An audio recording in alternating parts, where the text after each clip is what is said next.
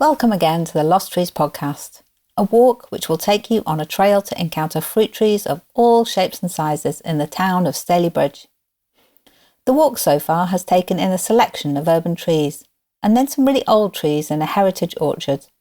So, if you haven't already, have a listen to episodes 1 and 2 before this one. If you've heard these already, then welcome back. In this final part, I'm going to be digging further into the history of the Gorse Hall estate and its orchard, before we then proceed along the walk route to visit a much more recently planted community orchard, not far away, to complete this last section of our Lost Trees walk. We learned loads about fruit varieties and ecology in the Gorse Hall orchard in the last episode, but I wanted to get more historical context about the orchard and the wider 35-acre estate in which it sits. There are the remains of 2 former mansions in the estate, both of which are now demolished. The original Old Hall dates back at least to the 17th century, if not earlier, but I wanted to know more about the building of the new hall in the 1830s and the creation of its kitchen garden and orchard, and find out how it came to be demolished, and also reflect on how the orchard could be managed and opened up in the future. So I was really fortunate to be able to speak with Alan Pickles, who helped to set up a voluntary group, the Friends of Gorse Hall, which has helped to manage the site since 1999 for leisure and educational purposes. We began with him explaining how he became involved in the Gorse Hall estate many years ago, and how the estate came into local authority ownership and the Friends of Gorse Hall came to be formed. I've been involved with Gorse Hall since I was in the Cubs and Scouts in Duckinfield. That was in the late 50s most probably, from there, early 60s. And then I became a leader with the Scouts, so it carried on for quite a number of years really, until the 70s. The next involvement basically when the council bought the land of Gorse Hall. It was a private estate, but they couldn't get planning permission to put houses on it. The houses were built at the top of Yew Tree, that Tennyson estate, and if you look at the end of Maysfield, it's a blank roadway. They wanted to extend that to come down into Stalybridge, but because they refused planning permission, it allowed the old Duckinfield Council, and most probably Stalybridge as well, to buy the site as a parkland area. The group started in Friends of Gorse Hall started when I presume the council got money from Manro, which was one of the chemical companies in Stalybridge, and from somewhere else. And at the time, the government was encouraging volunteers as such, and Groundwork Trust was started in that time. They planted lots of trees and put a few footpaths in. They wouldn't carry on with the maintenance. Groundwork wouldn't carry on with the maintenance of the site. So Roy Oldham, Councillor Oldham at the time, he's quite into history. He was quite into. So he encouraged local residents to set up a voluntary group. So that's basically how the group started from then. That was 1999, and a core of us have been doing it since then really. It has got a lot of history, the site has an awful lot of history, and some of it we don't even know about yet, but others we do know about. I also asked Alan about the link with Beatrix Potter, as she was related to the Leach family who owned Gorse Hall. Well, Beatrix Potter only came up a few times to visit her grandparents, which were the Leach family, obviously because she was born in London. So she would have visited her grandparents, but it wasn't many times. We've only got record of her going a couple of times from her diaries. But we most probably think that this is one of the places where she would have seen all these animals to do with her stories in later life, most probably, the rabbits and the hedgehogs and the squirrels and everything. So it was an inspiration? I think so, most probably, because it was when she was young, and that's why we've got these links to the standing stones that we've got around the site. We've got a number of stones that form a route around the site where people can go and look at them and just walk around the site. I then found out a bit more about the owner of Gorse Hall, John Leach, and how he came to build a new hall and garden, and the work done on the site, and by looking at maps to uncover its features, and how it looks like it might have been changed over time. And then, so the new hall, tell me about that. So was it John Leach? John Leach had that built, yeah. He had that built simply because he set up in Stalybridge with his mills, with the cotton mills, with a few other friends. Owned one mill between them all as young men, but that burnt down, so they all decided to build their own mills. So they all built a mill themselves, and he was most probably more of an entrepreneur, because in his later life he bought a shipyard down in Bideford in Devon, so he could ship his cotton products and various parts of the world, and bring other things in like tea and coffee and sugar and stuff like that. Yeah, he wanted a new hall built to show off his status, basically. Obviously the Victorian garden and the orchard would have been built at the same time as they were building the house, because there was nowhere else to get the food from, basically. Yeah. So that I would have thought that would have been being done at the same time as other builders were building the house. And you think the kitchen garden was there before? I would have thought they would, even if people were living in there from the 1500s, they would have been growing their own fruit and vegetables, wouldn't they, and their own corn and things like that. So there's evidence that space, it might well have been already in that area, yeah. And all they've done is made it bigger for his bigger household, basically. Through Manchester University, they actually did a lot of archaeology on the kitchen garden area as a whole. So that cleared a lot of the detritus and all the overgrown. Nature just takes over everything once you leave it. So they uncovered it all and planned it all out and take photographs and measurements and whatever. And the kitchen garden was quite... it was experimental, I suppose, really, because like I said, he tried growing grapes, so he had a vinery, so he must have wanted to make his own wine. That mustn't have worked, because at later dates on different maps it shows that it's now not a vinery, it's more of an orchard.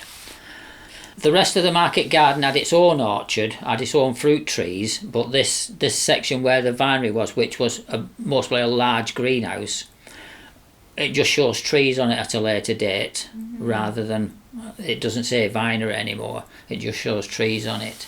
Alan and I then talked about where John Leach might have got his enthusiasm and ideas for the heritage varieties of fruits that were planted in the orchard.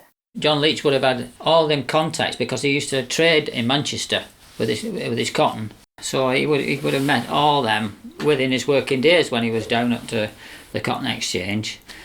And he would have had quite a number of gardeners, most probably, because he would have employed lots of people, because there's lots of walls and walkways on the site itself round the new hall. Obviously there's no TV, no radio, so in the evenings and nice afternoons they'd like promenade round their estate like a parkland area, which is what basically it was. Yeah, so a lot of work and expense had gone into it. So, what happened? What happened to it? How come it? Well, he obviously died. He died, and then his wife carried on there. But she had a sister and cousins at Halifax, over Yorkshire way. So she went living with them rather than be on her own. Her sons, obviously, their family, changing times. They didn't want to live out here in an old house that only had gas lighting, and primitive quite often to what was being built in the town. So they had all their own houses built in Stalybridge, and it was empty once John Leach's wife moved out, children moved out. It was left empty for a number of years, until George Stores bought it as a wedding present for his son, and it was no problem to them because Stores were builders, so they'd soon tidy it back up again, make it habitable. So they stayed there for a while. Yeah. And then well, obviously he got killed there in 1909. Still a murder that's unsolved, most probably through poor policing, most probably. The murder of George Stores is a story in its own right, and a TV programme was made about it, but we didn't have time to go into the details of that in our interview. However, Alan said more information can be found about that on the Friends of Gorse Hall website if you're interested. So, back to the story of the hall and orchard after Stores' death. bringing us back to the present and the work of the friends in the kitchen garden at the current time. His wife Margaret, she went to live with other relatives rather than be there on her own. And because they were builders, they actually took a lot of the stone away from the new hall and stored it down in their yard in Stalybridge.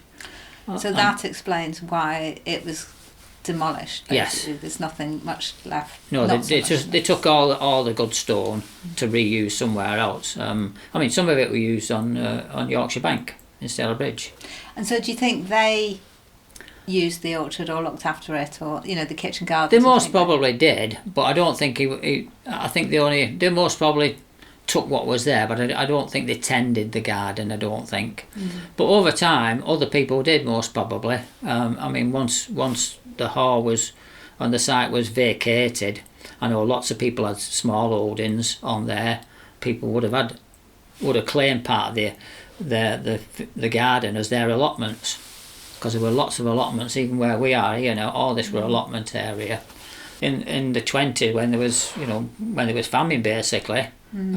People would have been scavenging for what they could get, and an old private estate that had fruit and vegetables, they'd carry on, wouldn't they?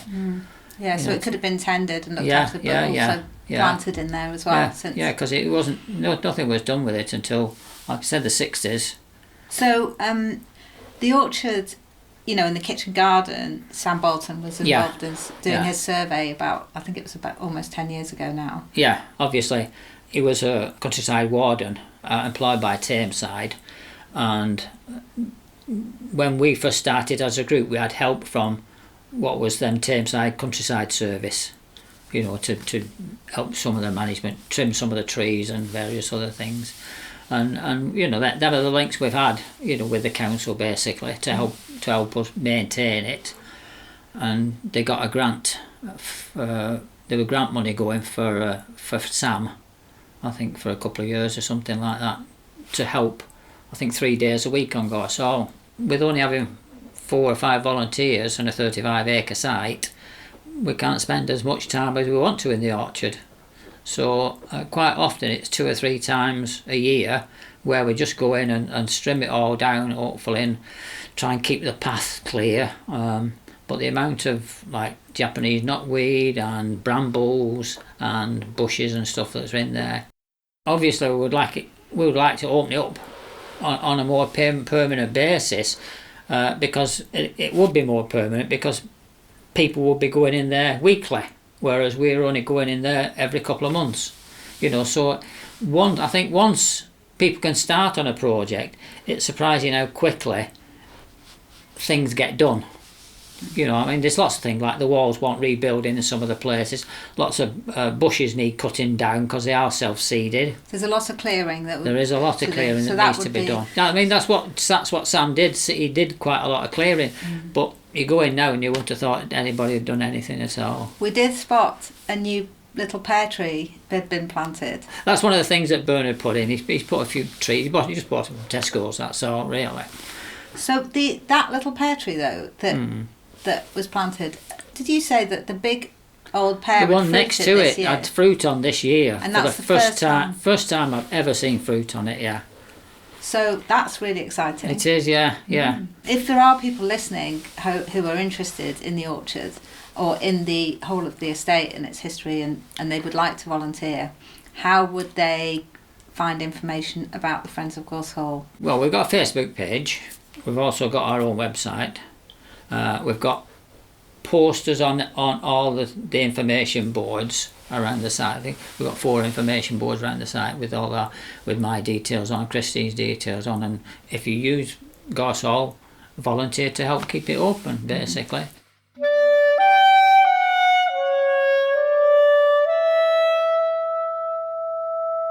And that's where my chat with Alan ends. He's an amazing source of information about the site's history, having been involved with it for so many years. And it was really great to have the opportunity to speak with him. There's lots more to know about the history of Gorse Hall than we've even touched on here. You can find out about that, as well as how to get more involved by volunteering with the Friends of Gorse Hall on their website and Facebook page. And there's a link to these in the episode description, so do have a look at that if you'd like to know more. So it's time now to continue the Lost Trees walk, taking us away from Gorse Hall Orchard and towards Cheetham Park Community Orchard. This is a fairly long walk, but there are some other fruit trees to see along this stretch of the route.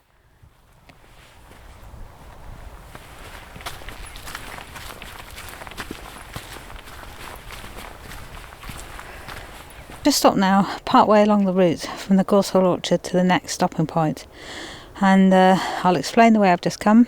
So, coming out of the orchard entrance gate, I turned left and I retraced my steps along the orchard boundary.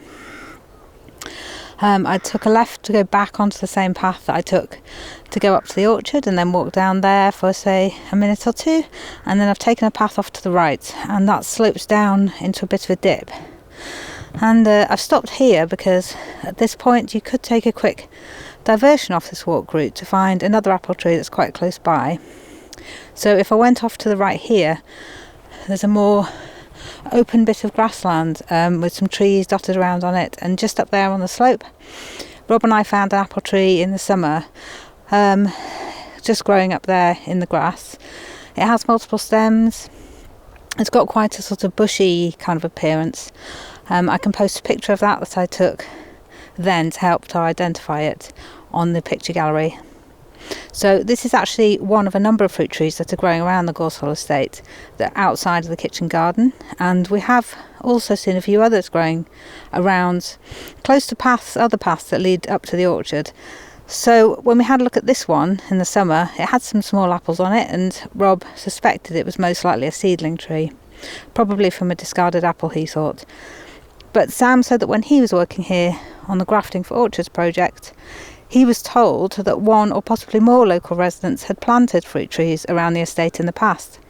So at least some of these other apple trees that can be found dotted about could be cultivated varieties. So if you live locally and walk around the estate here, then just keep your eyes peeled, because there might be some quite tasty apples to be found if you know where to look for them. Right, okay, I'll continue now along the main walk route now and head for the next trees on the walk.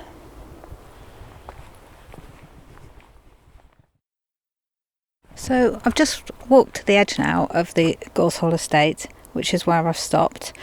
I'll explain where I've been. So I went back onto the path, which is on the main route, and I carried on along there until it met another path running down the hill. So I've turned left to follow that one down the hill, and that runs along the edge of the Gorse Hall estate. So I've come down some steps, and then after that I took a right through a black pedestrian gate.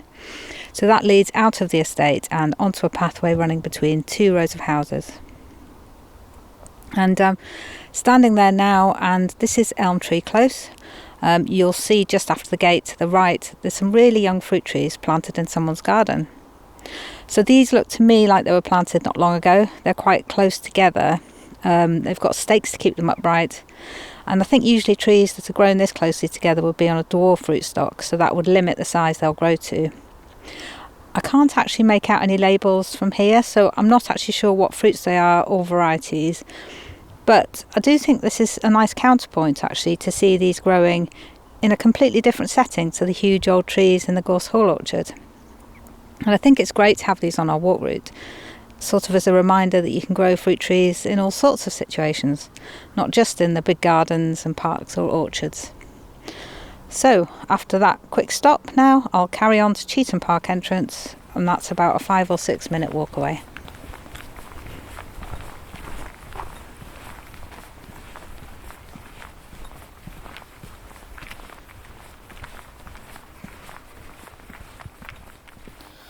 So from this point, the route follows Elm Tree Close pathway to the end, and you turn left down Springbank, walking down the hill and crossing a stagger junction over Huff Hill Road to stay on Springbank.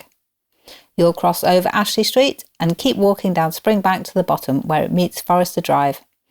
You take a right and walk down Forester Drive to the end where you meet the pedestrian entrance gate to Cheetham Park. From this point then, we're going to rejoin the audio walk in the company of Rob Muir, who we met in the first episode.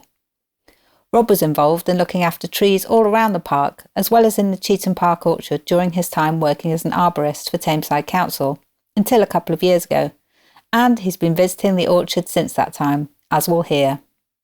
We're now at the side entrance to Cheetham Park, which is at the end of Forester Drive, and we're going to follow the pathway up through the park, and at the end of this walk up through the park we're going to find Cheetham Park Community Orchard, which is the next stop on the Apple Tree Walk.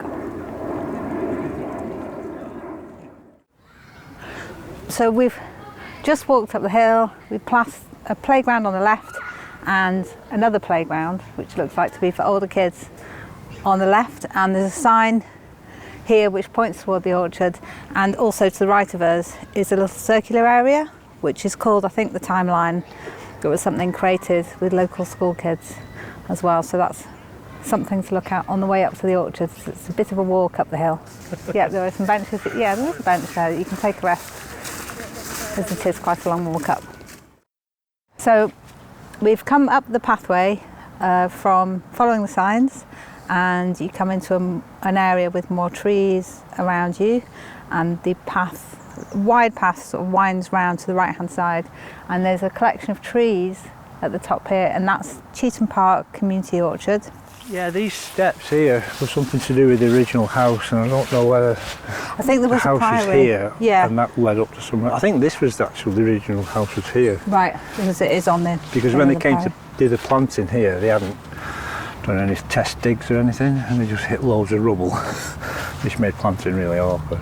So the orchard is planted on the site of an old priory, which was the former home of Mrs. Wimbush, who was a relative of John Cheetham, and she donated the house along with its grounds to the town of Stalybridge in 1931.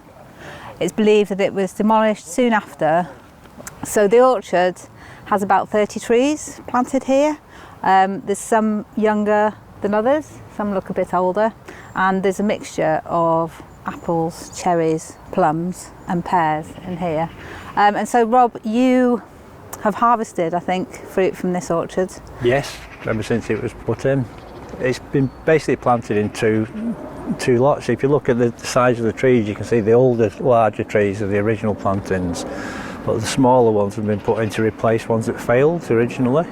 They went in 2009, and between then and about 2014 they've been replaced. But this section to the left of the steps is the second phase of the orchard. These trees that have been put in to replace the other ones were selected because they were better suited to these conditions. The ones that failed weren't really the right ones for this location. Yeah, so they weren't the right varieties that would grow well here. But all the ones that are growing now, the smaller ones, will survive in wet, cool climates. Which is what we have here in the north of England. But these were, the large trees here on bigger rootstocks. Ideally they should have been on 106, like this smaller rootstocks, especially for the planting distances. Yeah, so they were planted originally a little bit closer than they should have been for the size of the rootstock. Especially the cherries, way too big. And so if you come up here now to harvest fruit, do you get a decent amount off them? Or? Yeah, unless other people have been up before, because this particular tree right next to the sign is called Renata de Canada, and it's like a russet apple. It's really nice to eat straight from the tree, or you can juice it to make excellent cider. But people know about it and come and harvest it themselves. Okay. The cherry trees behind them are Regina plum. It's a golden plum, and they're really, really tasty. And people know about that as well because they get picked every year. So that's community orchards for you, though. All the nice people help nice themselves. Fruit. That's the idea, though. That's what they're there for, yeah. They're getting a bit of healthy food. Yeah. There's nothing wrong with that. Unfortunately, there's not enough maintenance that's been done on these trees, and you can see the effect as some of the branches have snapped off because they've not been pruned back to create a strong crown. Unfortunately, with the cutbacks at the local authorities, you don't get to be able to do enough maintenance because it takes at least twice a year for each tree. It's quite a lot of work, and it's specialised work as well. It's not just something gardeners can normally do. No, it takes a bit of training. We've done pruning workshops together, haven't we? Yeah. But I think also pruning is quite useful for not only keeping the trees healthy and in a good shape, but you can also enhance how much fruit you can harvest from them by pruning them in the summer. That's right, yeah. There's two different ways of pruning. You prune in the winter to create the shape of a good structure on the tree itself, and then you prune in the summer to produce fruiting wood for the next year. So that does add up to quite a lot of work through the year to look after a fruit tree and get it producing the most harvest it possibly could for you. Yeah. I got more information on the orchard site and its history from Debs Kaufmann, Greenspace Officer for Tameside Council, who led the project to plant this orchard in the first place, and others around Tameside. She wasn't able to be interviewed, but she did offer some clarification on the site's history. She told me that it was on the basis of old maps that they'd worked out that the orchard was planted off the site of the old priory. She also explained that this land, bequeathed from Mrs. Wimbush, along with the estate of her relative, John Frederick Cheetham, including his property Eastwood House, was also bequeathed to the people of Tameside, and together these two areas of land make up Cheetham Park, which was then opened in 1932. As well as the priory, which was demolished soon after the park opened, Eastwood House was sadly also demolished in 1950, after efforts to find a viable use for it hadn't succeeded. For context, Debs also explained that the idea for planting a community orchard here came from the then Stalybridge councillor, Kevin Welsh, who'd become aware of the fact that local and national orchards had been lost and in decline over the past decades. Debs also explained a bit more about how they dealt with the large quantities of stone that they discovered in the ground when they came to plant the orchard, presumably from the priory remains. They had to use a small excavator to dig large pits, and these were filled with compost and soil before planting the trees, and this may have helped improve drainage in the location, which is actually really important for fruit trees. In reference to the two phases of planting that Rob explained, Debs told me that the trees that were planted initially were sourced from a nursery in Cheshire, and although the plums did really well, some of the trees they supplied, especially apples and pears, they just weren't suitable varieties for the climate. But in the course of planting the next batch of trees, more recently, they had the benefit of expert advice on varieties and rootstocks and planting distances from a nursery in Pickering called R.V. Roger. They specialise in fruit trees and stock an extensive range of fruit tree varieties. As Rob noted, they had much more success with these trees, and I think that's really useful learning and something to be aware of if you do want to get into planting a community orchard and want to give the trees the best start possible. Debs also told me about how the council Greenspace Team managed this orchard to increase its value as a wildlife habitat. Traditionally, orchards are often grown with wildflowers, which provides a habitat for insects to pollinate the trees, and this helps to increase biodiversity. She told me that the council encourages wildflowers that they've planted underneath the trees by leaving the grass alone and cutting or raking it off at the end of the summer. Cheetham Park was the first of a number of community orchards which Tameside Council has been involved in. These can be found in Ashton, Hyde, Maudesley and Hollingworth, and the council were also involved as well in supporting the study and the restoration that was completed in the first section of the Gorse Hall orchard, which Sam Bolton was involved in, which we talked about in the last episode.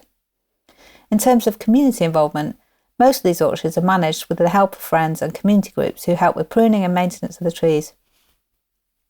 So, for anyone who's interested in helping out in their local orchards in Tameside, do get in touch with Operation Farm or the Greenspace Department at Tameside Council to find out about these local opportunities. If you live further afield, the Orchard Project has loads of information on its website with listings of community orchards nationally and all the brilliant activities you can get involved in around the country. So we've learnt then about why and how Cheetham Park Orchard was planted, so let's return to Rob and I for the last leg of our walk. Right, so we head back down the hill and back to the Labour Club, to the end of our walk.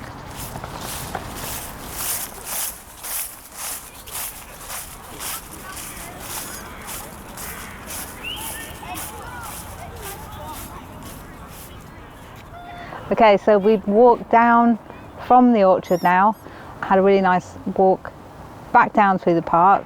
We passed the playgrounds that we passed on the way up, but we've headed straight down the hill, down the main drive, and we're now stood near the main entrance, and we'll follow the route just round the corner to the end point, which is back at the Labour Club. So we've seen on the walk today a whole range of fruit trees in different situations. We've seen them growing in orchards in groups, and we've seen them planted as part of ornamental plantings in streetscape, and we've also seen some really newly planted young trees in people's gardens. So I think we've covered all range of shapes and sizes and ages of fruit trees in different locations on the walk today. Well, the trees we've identified on the walk today are the ones we know about, but there are thousands of other trees in people's gardens and growing wild all over Stalybridge. We found some that originally went on the Lost Trees map that we did the stall in July, and we have had some given to us from that have been added to the map, but there are hundreds or possibly thousands more that we want to know about for the Abundance Project. And how would people identify fruit trees? The best way to spot an apple tree is in spring, because they're full of blossom, and they always come out around Easter time or May, and they're usually very, very, very pale pink to white, whereas the pears are usually more white, and the cherries are much darker colours. So if you see something like that, you can keep an eye out later on in the year to see if it's got any fruit on it, and then add it to the map. So we'd be really keen to hear about fruit trees in the local area, and also be really interested to know if you or someone you know has a fruit tree that has a lot of fruit on it that every year doesn't get harvested, because we could come perhaps and collect it and put it to good use through the Abundance Harvesting Project. So keep an eye out on our website for information about that. I really hope you've enjoyed listening to our walk and learning from local people about these fantastic trees and the places they're growing. Don't forget, there are photos of the trees and a map of the route on our website at www.operationfarm.org.uk. And if you live in or around Stalybridge and know of any fruit trees, we'd love to know about them. They can be added to the Lost Trees map using an online form to add any details about the tree that you know. There are links in the notes for this episode for further information about Operation Farm, the Abundance Harvesting Project, as well as about the orchards we've visited and opportunities to volunteer. It would be great to see more involvement looking after these wonderful orchards. Maybe in the course of listening you've also picked up some facts and information about fruit trees that you didn't know. Making this podcast has reminded me what an amazing amount there is to know about fruit trees and orchards. Once you start to look into it, you realise it's a whole world. There's so much to learn about the ecological benefits, varieties, their potential uses, cultivation, propagation, all the different forms of trees and how best to plant them and how to identify them. We didn't even get on to traditional recipes or fruit tree customs and traditions. So despite turning up loads of information on our walk, believe me, we've only scratched the surface. If you do want to dive deeper into this whole area, I've added a few links on a further reading list to get you started that we've linked to from the episode description. Hopefully this has inspired you to go on this walk, or even, if you're not local to Stalybridge, to head out and discover some local fruit trees in your area and enjoy the fruits and blossoms. And maybe if you don't know about their origins, why not do a bit of detective work to find out what they are? Maybe ask around to find out who planted them and how they came to be there. You never know what you might find out. I'd like to say a huge thanks to everyone who's helped to make this podcast happen. Our contributors who we've interviewed, Rob, Sam and Alan, who were all so generous with their time, and also to Debs for providing additional information about Cheetham Park. Also, big thanks to Simon Galloway for his skillful help with recording and for doing all the editing and sound production, and to Claire Knox for the beautiful music she's created for the podcast. This podcast and the Lost Trees Project is supported by The Bridge, Stalybridge Heritage Action Zone Cultural Consortium, and it was funded by Historic England.